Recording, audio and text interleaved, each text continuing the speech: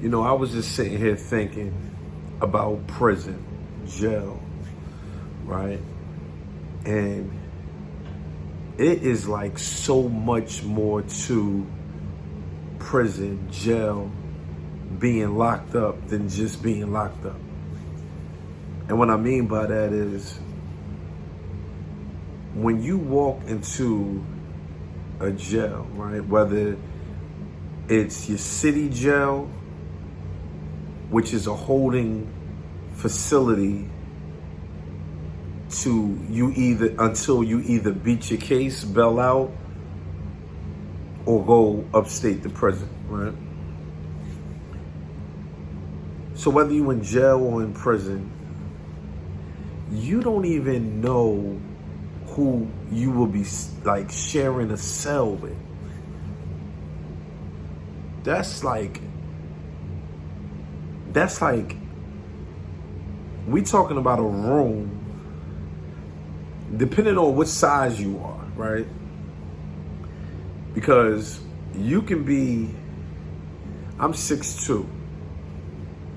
I'm 270 pounds. Another guy's 6'6", 280 pounds. It is clearly not enough room for the both of us. That's one. Depending on who you sharing a cell with, right? Now you got to think about the type of person that they may be. What are they into? You know, some people don't rock with homosexuality. You know, what if this guy, not only is he into being gay, this guy might be into raping men, forcing men to do things that they don't want to do. That's one thing, right? If you're not into homosexuality, what if he's into that? And what if he's into that in a forceful way, right? Can't sleep properly because you don't even know if this man is crazy or not. It's no way you're having a comfortable sleep not knowing what this person is into. Like, let's be clear about that. I don't care who you are.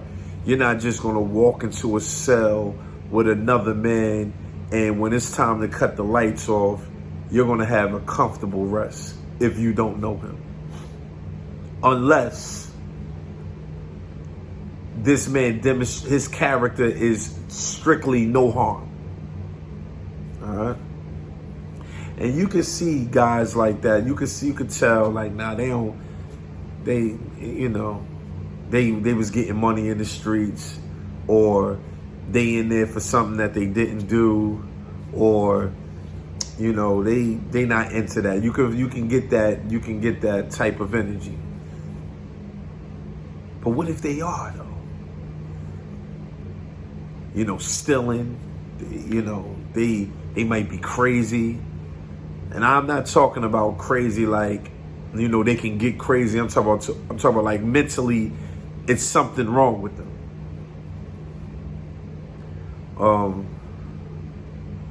What if they fart all day, snore all night, talk all night, play all night, meaning like just cracking jokes and just being up all night? These are the things that people don't think about when you out there committing a crime, right? And again, 9 times out of 10, a person that got locked up and they went to jail or prison, it's a good chance that they were broke. All right?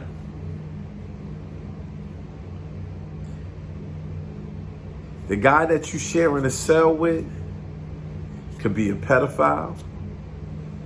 The guy that he might be into kids.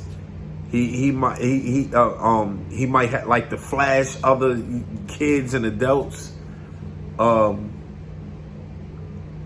He could be a stone cold snitch. That right there alone is like, okay, when I go to jail, I ain't scared. No, it's not about being scared. It's about the mentality that you have to have when you go inside a correctional facility. You don't know who you're going to be sharing a cell with. That's just the nature of getting locked up. You don't know who you're sharing a cell with.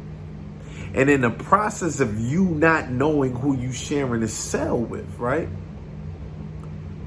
When you first enter the correctional facility, it's a good chance you're not going to have a knife with you. So when you finally get processed, okay? When you finally get processed, whether you're waiting to be moved somewhere else, no matter what it is, trust me, that first cell, it's a guarantee that you're not going to have a knife with you.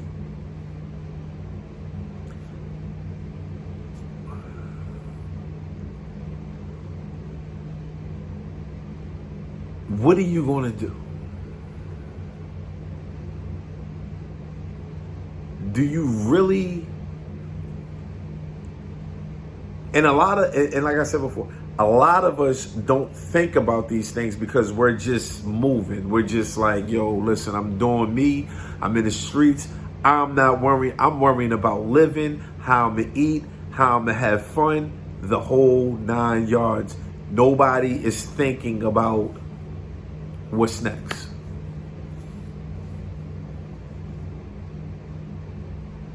So now that you have the breakdown of entering a cell and not knowing who you sharing the cell with,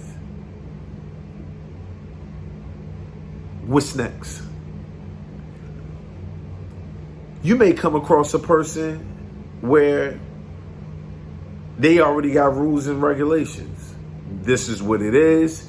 We're signing a cell contract.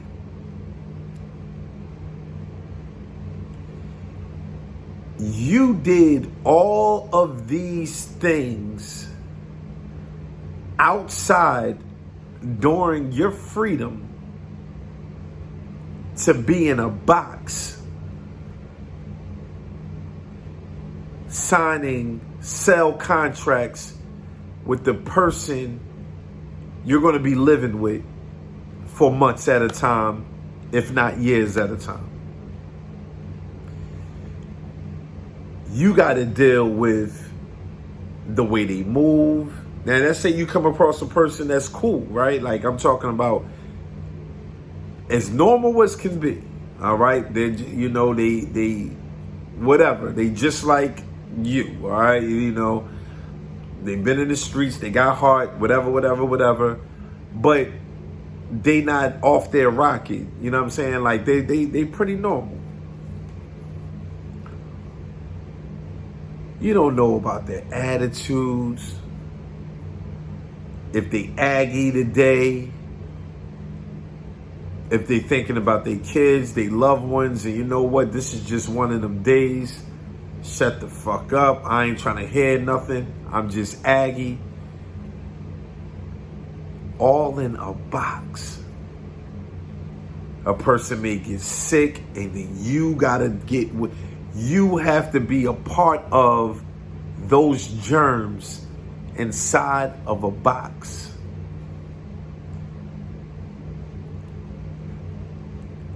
Taking shits. You gotta constantly smell and hear a person using the bathroom. over and over and over again.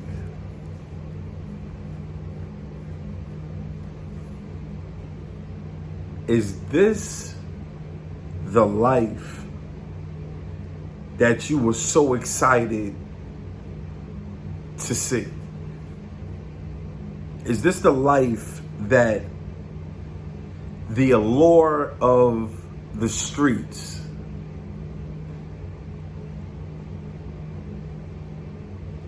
you couldn't wait to just go to jail, go to prison, and see what it's like?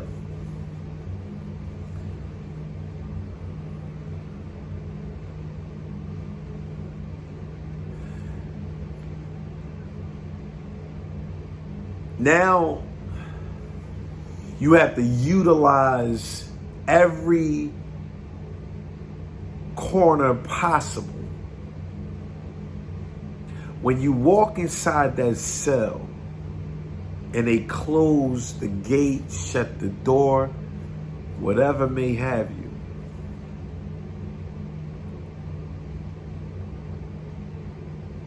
it's barely no room. First of all, it ain't no room. It's just enough room for you to get by. It's the bare minimum. It's perfect for you to get by with two people being inside that cell.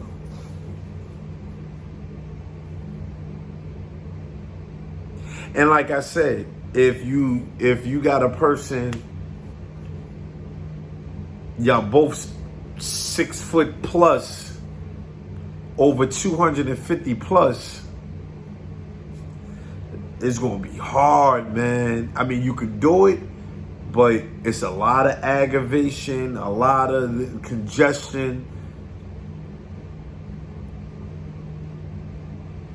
And this is what the allure of the streets is. What, if we don't die, this is what we're looking forward to. A box. You are looking forward to being in a box with the bare minimum.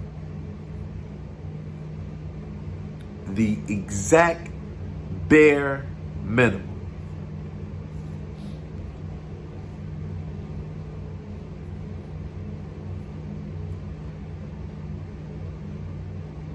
Now, let's make phone calls.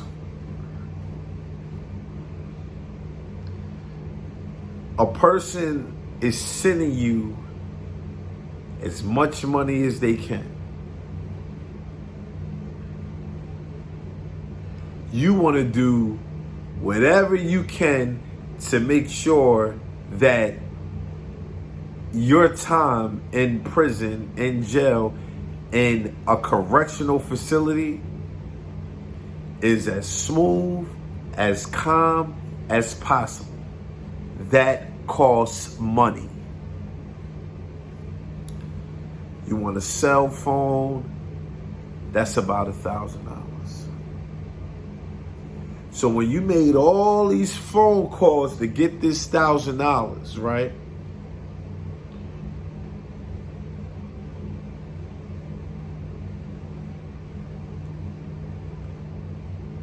What could you have done with that $1,000 when you was out on the streets? When you was out on the streets, what could you have done to make things better for yourself? You want to get some cigarettes in, you want to get some weed in, you want to get some type of drug in. That's $500, $1,000, $2,000. And yeah, depending on where you at, I can't speak for everybody in the United States of America, but depending on where you at, a phone and all types of other things, it's gonna cost probably more than that. When you could have used this money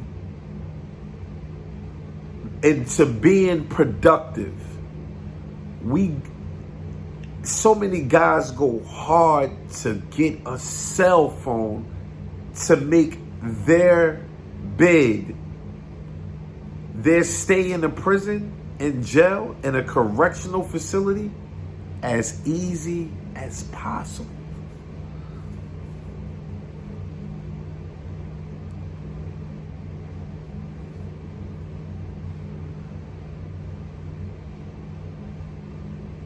Then you have to worry about, after you make these phone calls and you notice people not calling you, people not, they not checking for you, they're not writing you, they're not emailing you, they're not picking up your calls.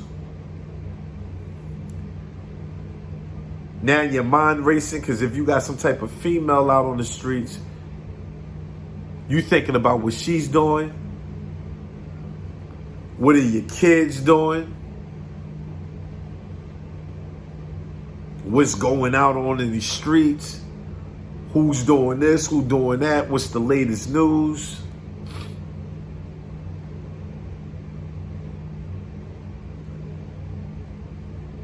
Now, if it's beef in the jails, that's a whole nother entity. That's a whole nother topic now.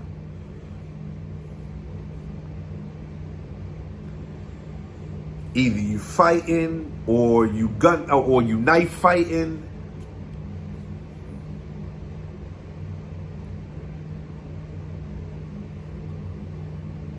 So I asked this question, and I ended with this question.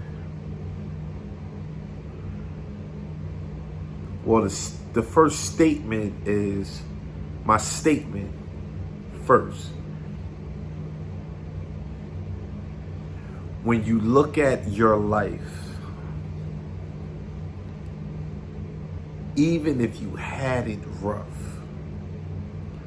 was it some point in your life that you could have made better decisions? Was it some point in your life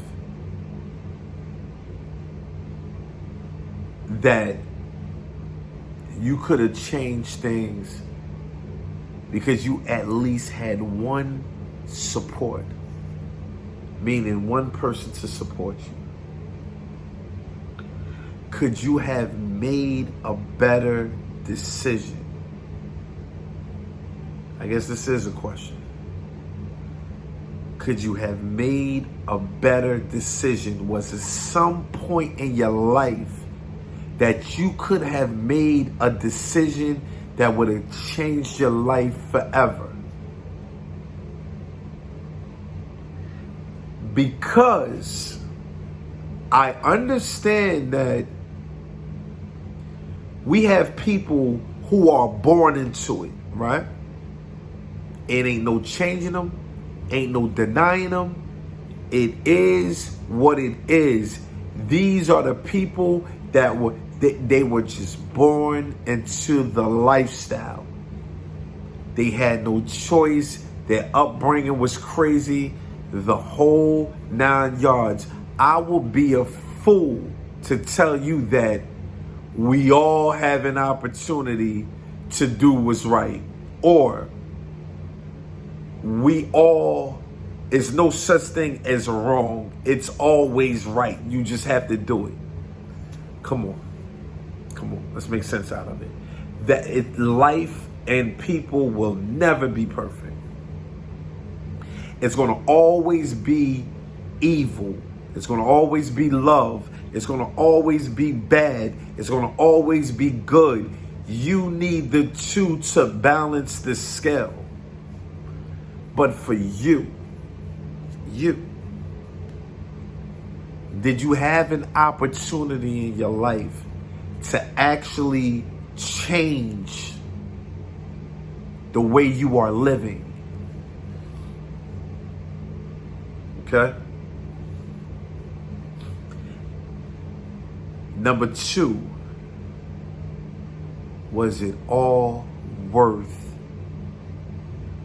being a citizen for a box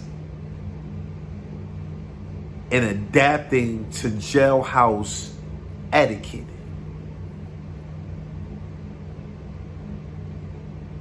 Because again, 90 or maybe 95% of the men, black men that go to a correctional facility are broke. And some of these guys that are going to a correctional facility are not robbing because they needed money to take care of their children. Okay? So whatever it is that you have done, that you're doing, was it worth going into a box? A box, was it worth it?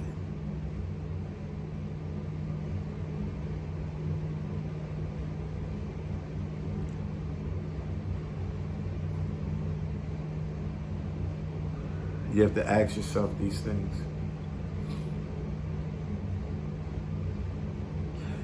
B. McFly, the top motivator in the world, and your sober messenger.